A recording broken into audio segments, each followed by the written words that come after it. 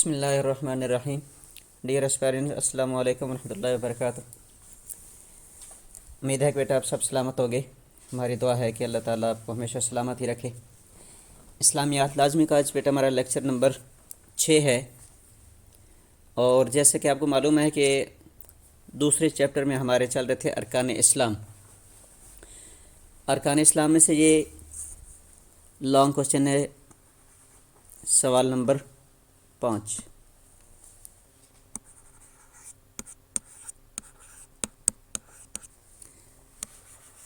ارکان اسلام میں سے 5واں ہے، حج سے کیا مراد ہے؟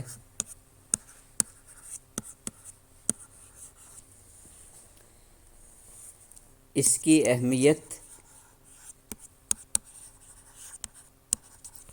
اور فضیلت قرآن و حدیث سے لکھیں.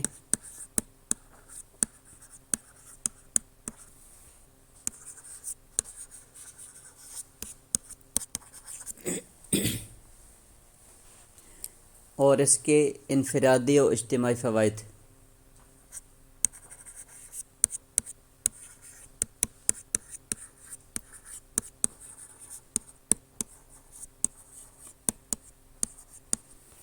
تحریر کریں. یہ مین اس لانگ کوشچن میں باتیں ہیں. تو جیسے کہ میں نے پہلے بھی عرض کی تھی کہ جب بھی لانگ کوشچن آئے تو اس میں سب سے پہلے ہم نے اس عنوان کا لغوی معنی لکھنا ہے. تو یہاں پر ہم سب سے پہلے لکھیں گے حج کا لغوی معنی.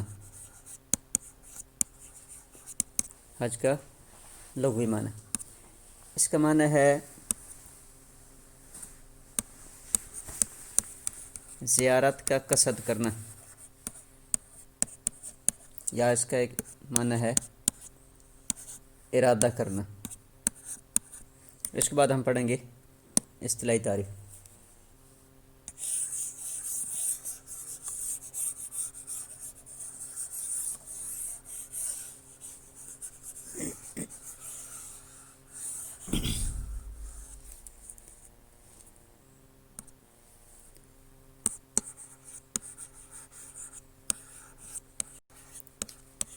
اصطلاحی تعریف. اب یہ ایک ایسی عبادت ہے کہ جو مالی عبادت بھی ہے اور بدنی عبادت بھی ہے. اس کی تعریف جیسے میں یہاں پر لکھوا رہا ہوں، اپنی کاپی پہ اس طرح لکھنی ہے: ایسی مالی اور بدنی عبادت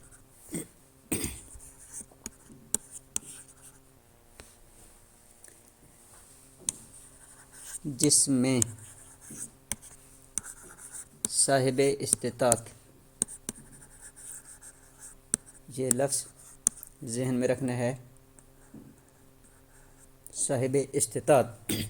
زکوٰۃ میں جو لفظ تھا نا وہ تھا صاحب نصاب، اور حج کے لیے لفظ ہے صاحب استطاعت.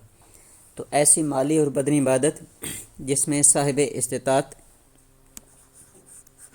مخصوص ایام میں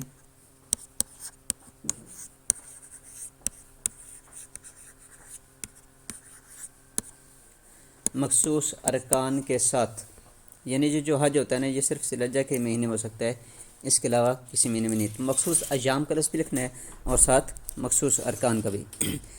ایسی مالی اور بدنی عبادت جس میں صاحب استطاعت مخصوص ایام میں مخصوص ارکان کے ساتھ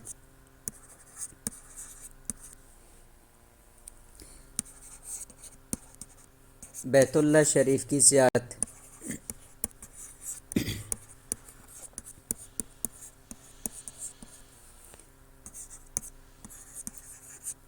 کا قصد کرتا ہے،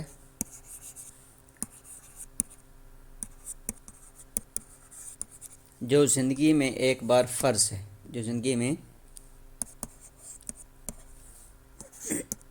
ایک بار فرض ہے اسے حج کہتے ہیں. یہاں تک ہو گیا اصطلاحی تعریف، لغوی تعریف اور اس کے بعد اصطلاحی تعریف. نیکسٹ ہم لکھیں گے حج کی فرضیت.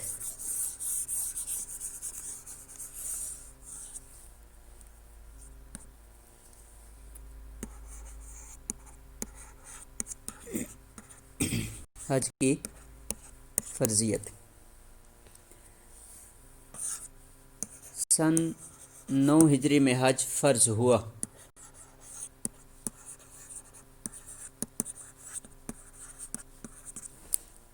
سن 9 ہجری میں حج فرض ہوا۔ اس کے بعد نیکسٹ جو عنوان ہے وہ ہے حج کی اہمیت قرآن سے۔ اللہ تعالیٰ کا ارشاد ہے کہ وَلِلَّهِ عَلَى النَّاسِ حِجُّ الْبَيْتِ مَنِ اسْتَطَاعَ إِلَيْهِ سَبِيلًا، کہ جو لوگ اللہ کے راستے میں حج کرنے کی استطاعت رکھتے ہیں تو اللہ کے لیے ان پر زندگی میں ایک بار حج کرنا فرض ہے۔ تو اس سے بھی آیت سے واضح ہو گیا کہ صاحب استطاعت پہ حج کرنا فرض ہے، یہ قرآن سے ثابت ہے۔ اور اس طریقے سے نبی اکرم صلی اللہ علیہ وسلم کی حدیث سے بھی ثابت ہے، آپ علیہ السلام نے ارشاد فرمایا کہ جو بندہ صاحب استطاعت ہے اور اس کے باوجود وہ جان پوچھ کے حج نہ کرے اور اسی حالت میں مر گیا تو اللہ کو کوئی پرواہ نہیں کہ وہ یہودی کہ مرے یا عیسائی ہو کر مرے۔ تو اب اس کی تفصیل پیج 86 اور 87 پر ہے۔ نیکسٹ آپ کا عنوان ہو گیا ہے حج کی اہمیت حدیث سے۔ حج کی اہمیت حدیث سے، تو اب اس میں بھی پیج 87 پر حضور اکرم صلی اللہ علیہ وسلم کی حدیث لکھی ہے کہ من حج للہ فلم یرفث ولم یفسق رجع کیوم ولدتہ امہ، کہ جو بندہ حج کرے اللہ تعالیٰ کی رضا کے لیے اور اس میں وہ کسی قسم کی نافرمانی نہ کرے، ارکان کی ادائیگی میں کوتاہی نہ کرے، تو وہ ایسے گناہوں سے پاک صاف ہو جاتا ہے جیسے معصوم بچہ گناہوں سے پاک صاف ہو جاتا ہے۔ دوسری حدیث میں ہے کہ جو بندہ حج کر کے واپس آتا ہے تو گھر پہنچنے سے پہلے اس سے جو دعا کرائی جائے اللہ تعالیٰ قبول کرتے ہیں۔ اور اس کے علاوہ بھی بہت زیادہ اس کے فضائل ہے جہاں پر تفصیل جو لکھی ہے۔ اب جو دو دلائل ہو گئے قرآن سے بھی اور حدیث سے بھی، اب اس کے بعد ہم لکھیں گے دلائل کی تشریح۔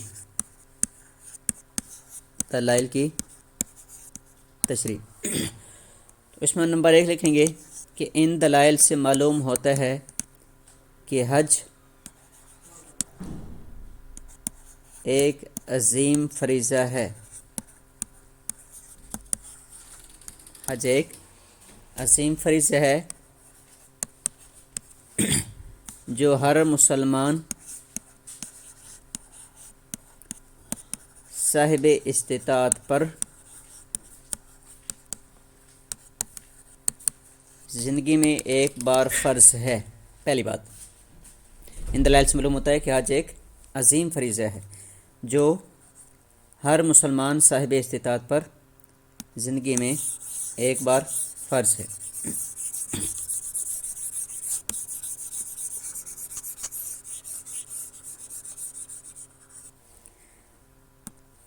نمبر 2 دلائل کی تشریح میں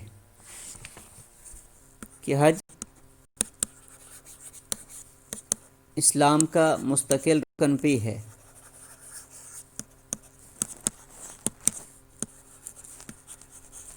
حج اسلام کا مستقل رکن بھی ہے۔ نمبر 3 جو شخص حج ادا کرے تو اسے فرض ادا کرنے کا بھی ثواب ملے گا اور رکن مکمل کرنے کا بھی ثواب ملے گا۔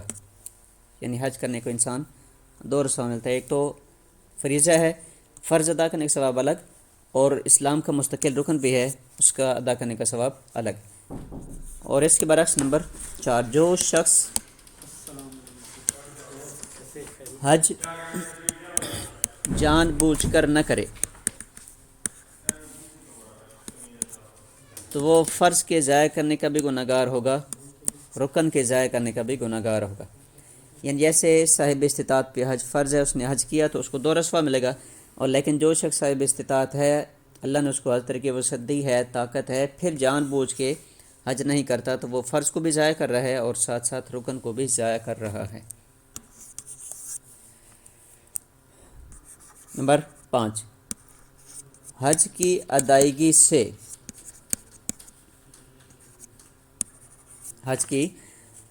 سے انسان کے گناہ معاف ہوتے ہیں۔ حج کی ادائیگی سے انسان کے گناہ معاف ہوتے ہیں، اور حج کا جو فلسفہ ہے نا، حج کا مقصد ہے اللہ تعالیٰ کی رضا، اور وہ انسان کو حاصل ہوتی ہے تزکیہ نفس سے۔ حج کی وجہ سے انسان کا مال بھی پاک ہوتا ہے،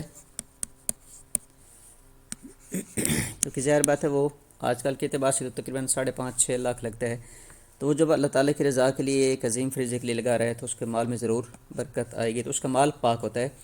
اور اسی کے ساتھ ساتھ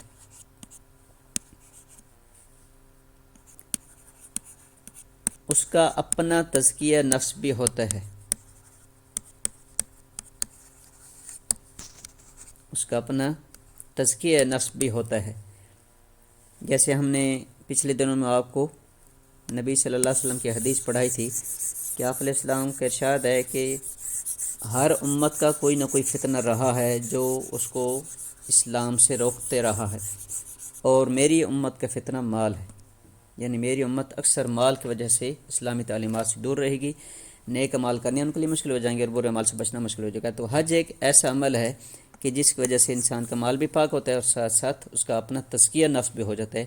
مال جب اللہ کے راستے میں خرچ کرتے ہیں تو انسان کا ضرور نفس کا بھی تزکیہ ہوتا ہے۔ آخری ہے اللہ تعالیٰ کی رضا کے لیے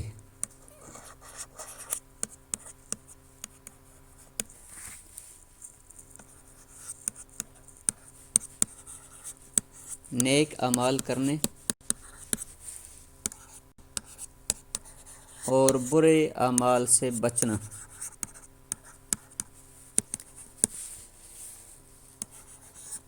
حجاج کرام کے لیے آسان ہو جاتا ہے۔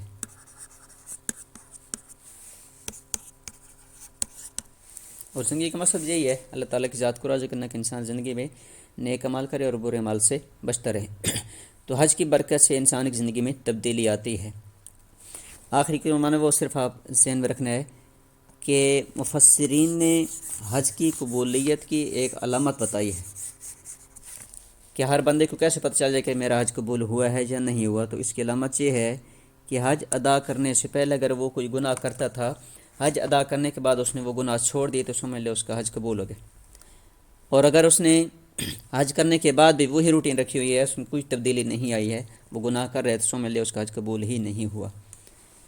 حضرت عبداللہ بن عباس رضی اللہ عنہ حضور اقدس صلی اللہ علیہ وسلم سے دریافت کرتے ہیں کہ یا رسول اللہ صلی اللہ علیہ وسلم، یہ جب حجاج کرام شیطان کو کنکریاں مارتے ہیں تو یہاں پر تو اتنے لوگ آتے ہیں کنکریاں مارتے، تو یہ تو ایک پہاڑ بن جانا چاہیے تھا۔ تو حضور اکرم صلی اللہ علیہ وسلم فرمایا کہ جن لوگوں کا حج قبول ہو جاتا ہے تو ان کی کنکریاں اٹھا لی جاتی ہیں، وہاں پر ان کے جنت کے محلات میں خوبصورت موتیوں کی طرح ہوں گے، اور وہ قیامت دن ان کے جنت کے محلات میں ہوں گے۔ تو جن کی قبول نہیں ہوتی وہ کنکریاں یہیں رہ جاتی ہیں۔ تو حج کا مقصد یہ ہے کہ جب بھی انسان کرے اللہ تعالیٰ کی رضا کے لیے کرے۔ اس کے بعد حج کے انفرادی اور اجتماعی فوائد۔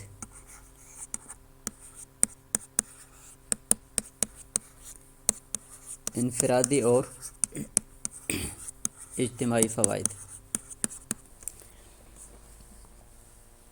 پیج نمبر 88 پر لکھا ہے قرب خداوندی، یعنی حج کا سب سے بڑا مقصد، یہ سب سے بڑا جو فائدہ ہے انسان کا اپنا ذاتی فائدہ ہوتا ہے کہ ایسے بندے کو اللہ کا قرب نصیب ہوتا ہے۔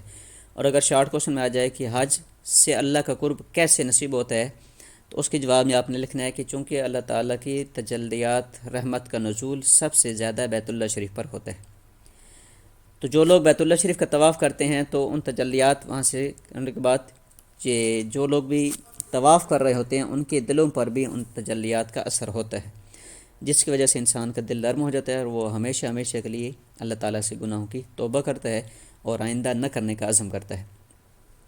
تو اسی وجہ سے جب اس طرح بندہ سچی توبہ کر لیتا ہے تو اس بندے کو اللہ کا قرب نصیب ہوتا ہے، تو یہ بھی اللہ کا قرب نصیب ہونے کے ایک عظیم ذریعہ ہے حج کرنا۔ دوسرا فائدہ ہے مساوات کا درس، یہ اجتماعی فوائد میں سے ہے کہ چونکہ سارے امیر غریب ایک ہی امام کے پیچھے اور ایک ہی جگہ پر ارکان ادا کر رہے ہوتے ہیں، تو یہ بھی پوری دنیا کے سارے انسان تمام مسلمان اکٹھے ہو کر حج کر رہے ہوتے ہیں، یہ مساوات کی ایک عظیم مثال ہے۔ تمام عبادات جو نماز ہے وہ بھی بین الاقوامی طور پر نہیں ہوتی بلکہ اپنے اپنے مساجد میں اپنے اپنے علاقے میں لوگ ادا کرتے ہیں، روزہ ہے، زکوٰۃ ہے، لیکن حج ایک ایسی عبادت ہے کہ یہ صرف ایک ہی جگہ پر ہوتی ہے اور پوری دنیا کے مسلمان اکٹھے ہوتے ہیں، یہ مساوات کا ایک اعلیٰ نمونہ ہے۔ تیسرے نمبر پر ہے تجارتی اور اقتصادی فائدہ، کہ جو بین الاقوامی سطح پر مسلمان آتے ہیں تو اس میں وہ اپنے اپنے علاقوں کی سوغات لے کر آتے ہیں، اپنے اپنے علاقے کی چیزیں لے کر آتے ہیں، ایک دوسرے کے ساتھ لین دین کرتے ہیں، تو اس وجہ سے مسلمانوں کو معیشت بہتر ہوتی ہے۔ لیکن بیٹے اس میں ایک بات یاد رکھنی ہے کہ یہ آپ کا مقصد نہ ہی ہونا چاہیے، یہ دل میں نیت نہیں ہونی چاہیے کہ ہم تجارت کے لیے جا رہے ہیں۔ اگر آپ اس نیت سے جائیں گے تو پھر آپ کا حج قبول نہیں ہوگا۔ تو اس لیے اصل مقصد اللہ تعالیٰ کی رضا ہو، حج میں یہ اصل مقصد ہو۔ باقی اس کے ضمن میں متحد میں اگر دوسری چیزیں آتی ہیں تو وہ ایک الگ چیزیں، لیکن اس کو آپ نے مقصد اصلی نہیں بنانا، مقصد اصلی اللہ کی رضا ہو۔ نمبر 4، گناہوں کی بخشش۔ وہ جیسے میں نے پہلے بتا دیا ہے کہ وہاں پر ایسے مقامات ہیں کہ جن کی وجہ سے انسان کا دل نرم ہوتا ہے اور وہ اپنی سابقہ زندگی پہ نادم پریشان ہوتا ہے، اور حضور اکرم صلی اللہ علیہ وسلم نے فرمایا کہ جو بندہ جس حال میں بھی اللہ تعالیٰ کے سامنے گڑ گڑا کر توبہ کر لے تو اللہ اس کے سب گناہوں کو معاف فرما دیتا ہے۔ اور پھر یہ تو مقام ہی ایسا ہے کہ اس کو قلب الارض کہا گیا ہے، یعنی زمین کا دل، اور یہ جب تک یہ قائم ہے، نظام کائنات قائم رہے گا۔ جب بیت اللہ شریف کو شہید کر دیا جائے گا تو قیامت واقع ہو جائے گی۔ نمبر 5 پہ ہے جنت کا حصول۔ الحج المبرور لیس لہ جزاء الا الجنہ، صحیح بخاری، حضور اکرم صلی اللہ علیہ وسلم کا ارشاد کہ جو حج مبرور ہے اس کی جنت کے سوا اور کوئی اجر نہیں ہے، یعنی جو بندہ حج مبرور کر لیتا ہے تو اسے جنت ملتی ہے۔ سیدہ عائشہ صدیقہ رضی اللہ عنہا نے رسول اسلام سے فرمایا کہ یا رسول اللہ صلی اللہ علیہ وسلم حج مبرور کیا ہوتا ہے؟ تو حضور اکرم صلی اللہ علیہ وسلم نے فرمایا کہ حج مبرور یہ ہے کہ آپ سب سے پہلے آپ کی نیت ہو کہ میں اللہ کے لیے حج کرنے چاہ رہا ہوں، ایک، اور دوسری بات یہ ہے کہ وہاں کے جتنے بھی ارکان ہیں وہ اخلاص کے ساتھ پوری وقت کی پابندی کے ساتھ آپ ادا کریں۔ ایسا نہ ہو کہ 9 ذی الحجہ کو وقوف پھر اور آپ 10 ذی الحجہ کو جا رہے ہیں، اور 10، 11، 12 ذی الحجہ کو جو قربانی ہے آپ جا کے ان دنوں کے بجائے آپ جا کر 13، 14 کو کر لیں، تو ہر کام وقت کی پابندی کے ساتھ کرنا ہے، اللہ کی رضا کے لیے کرنا ہے، تو اسے کہتے ہیں حج مبرور۔ اس دوران بعض کا چونکہ رش کی وجہ سے دھکم پیل بھی ہو جاتی ہے تو اس کو برداشت کرنا ہے، کسی کو ہاتھ زبان سے تکلیف نہیں دینی ہے، تو یہ ہے حج مبرور، اور اس کا صلہ نبی علیہ السلام فرما رہا ہے جنت کے سوا کچھ نہیں۔ نمبر 6، نظم و ضبط کی مثال۔ پوری دنیا کے مسلمان ایک ہی جگہ پر پوری طریقے کے ساتھ ایک ارکان ادا کر رہے ہوتے ہیں، تو یہ بھی انسان کا ایک نظم و ضبط کا درس دیتے ہیں کہ جب بھی آپ نے زندگی گزارنی ہے ہمیشہ نظم و ضبط کے ساتھ، طریقے کے ساتھ زندگی گزارنی ہے۔ اصلاح کا جذبہ، اس میں انسان کے دل میں ایک ہمدردی پیدا ہوتی ہے کہ وہ خود نیک عمل کرتا ہے اور دوسروں کی بھی اصلاح کی فکر کرتا ہے کہ کوئی بھی شخص اللہ کے نبی علیہ السلام کو ناراض کرنے والا نہ ہو۔ نمبر 8، جذبہ ایثار، قربانی کا جذبہ، یعنی اگر آپ کو اپنی چیز کی ضرورت ہے لیکن کوئی بندہ اگر دوسرا ضرورت مند ہے تو آپ اپنے اوپر اس دوسرے کو ترجیح دیتے ہیں، تو یہ ایثار کا جذبہ ہے۔ جیسے قرآن مجید میں اللہ تعالیٰ کا ارشاد ہے نا کہ وہ اللہ تعالیٰ کی رضا کے لیے وَيُطْعِمُونَ الطَّعَامَ عَلَىٰ حُبِّهِ مِسْكِینًا وَیَتِیمًا وَاسِیرًا۔ حضرت علی المرتضیٰ رضی اللہ عنہ، سیدہ فاطمہ الزہرا رضی اللہ عنہا نے ایک بات پر روزہ رکھا، اور جب رات کو شام کو افطار کرنے لگے تو ایک یتیم آ گیا، تو حضرت علی رضی اللہ عنہ، سیدہ عائشہ صدیقہ رضی اللہ عنہا صرف ان کے افطار کے لیے، کھانے کے لیے صرف ایک ہی روٹی تھی، تو انہوں نے یتیم کو دے دیا اور خود صرف پانی پہ افطار کیا۔ دوسرے دن پھر روزہ رکھا تو افطار کے وقت صرف ایک ہی روٹی تھی کھانے کے لیے، تو پھر حضرت علی رضی اللہ عنہ، سیدہ فاطمہ الزہرا رضی اللہ عنہا نے جب دوسرے دن ان کے دروازے پہ ایک مسکین آیا تو انہوں نے وہ روٹی ان کو دے دی، خود کھانا یہ افطاری صرف پانی پر کی۔ اس طریقے سے تیسرے دن ایک قیدی آ گیا تو افطار کے وقت وہ روٹی بھی ان کو دے دی اور خود پانی پہ افطار کیا۔ تو اللہ تعالیٰ کو یہ عمل پسند ہے، اللہ نے اس کو قرآن بنا کر نازل کر دیا، قیامت تک یہ لوگ حضرت علی رضی اللہ عنہ، سیدہ فاطمہ الزہرا رضی اللہ عنہا کے اس عمل کو دہراتے رہیں گے اور اسی سے اپنے ایمان کا جذبہ بناتے رہیں گے کہ ہم نے بھی ایثار کرنا ہے۔ بہرحال یہ ایک عمل ہے ایثار کہ دوسروں کے لوگوں کے لیے، جیسے یہاں پر حدیث میں بھی لکھا ہے کہ خیر الناس من ینفع الناس، آپ نے 10th کلاس میں پڑھی ہے کہ بہترین انسان وہ ہے جو لوگوں کو نفع پہنچائے۔ آخری ہے اتحاد امت کا ذریعہ، پوری دنیا کے مسلمان، جیسے میں نے پہلے بتا دیا ہے کہ یہ ایک ہی ایسی عبادت ہے کہ جس میں ایک ہی وقت میں پوری دنیا کے سارے مسلمان اکٹھے ہوتے ہیں۔ اس کے بعد کچھ شارٹ کوشچنز ہیں۔ حج کا فلسفہ یا مقصد، यहाँ पर लिखा है, लेकिन थोड़ा मैं आसान तरतीब से आपको बता देता हूँ, आपने इसको कॉपियों पे लिख लेना है या इधर ही पेज 88 पर लिख लें। हज का फ़लसफ़ा का उन्वान दिया हुआ है और इसका मुतबादल एक लफ्ज़ है हज का मकसद, दोनों का माना सेम ही है। ये शार्ट क्वेश्चन में अक्सर आता है। आप लिख लें, हज का फ़लसफ़ा और मकसद अल्लाह की रज़ा है। हज का फ़लसफ़ा और मकसद अल्लाह की रज़ा है, क्योंकि बैतुल्लाह शरीफ पर पढ़ने वाले अल्लाह ताला की तजल्लियात का असर, बैतुल्लाह शरीफ पर पढ़ने वाली अल्लाह ताला की तजल्लियात का असर बराह रास्त तवाफ़ करने वालों के दिलों पर पड़ता है, जिससे उनके दिल नरम हो जाते हैं और वो अपने साबका गुनाहों की माफ़ी मांग कर अपने रब को राज़ी करते हैं और आइंदा कभी भी गुनाह न करने का अज़म करते हैं। हज की बरकत से इंसान का माल पाक हो जाता है, उसका तज़किया नफ्स हो जाता है और उसका हज सही मानों में हज मकबूल बन जाता है।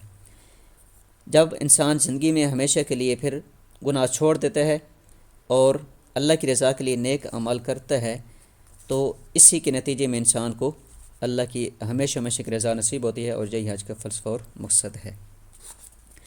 इसके बाद पेज 87 और 88 पर कुछ मनासिक हज लिखें। अगर आपने लॉन्ग क्वेश्चन में लिखने हैं या उन्होंने लॉन्ग क्वेश्चन में पूछे हैं, तो यहाँ पर इन्होंने मनासिक के हज 13 लिखे हैं, उनमें से कोई आप 5-6 लिख लें।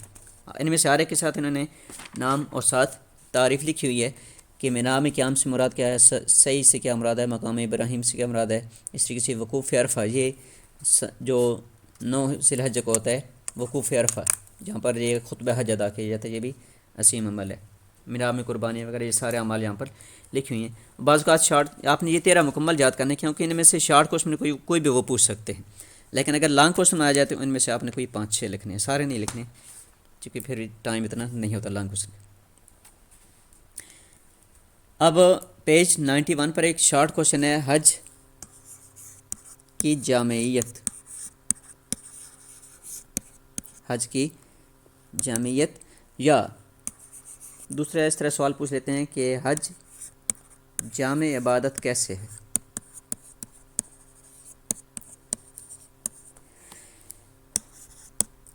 इसके जवाब आपने लिखने तरतीब से यहाँ पर ही। नंबर 1, मखसूस नवाफिल की अदायगी की वजह से।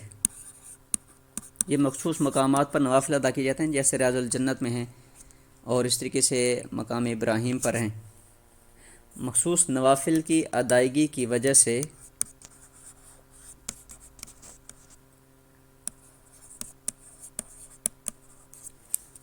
हज नमाज के मुशाबे है। किसके मुशाबे हो गया?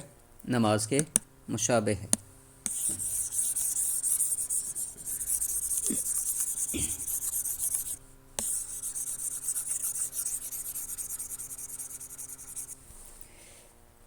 नंबर 2,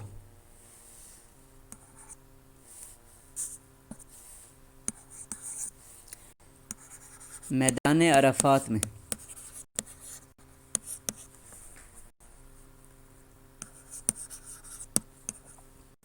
खुतबा हज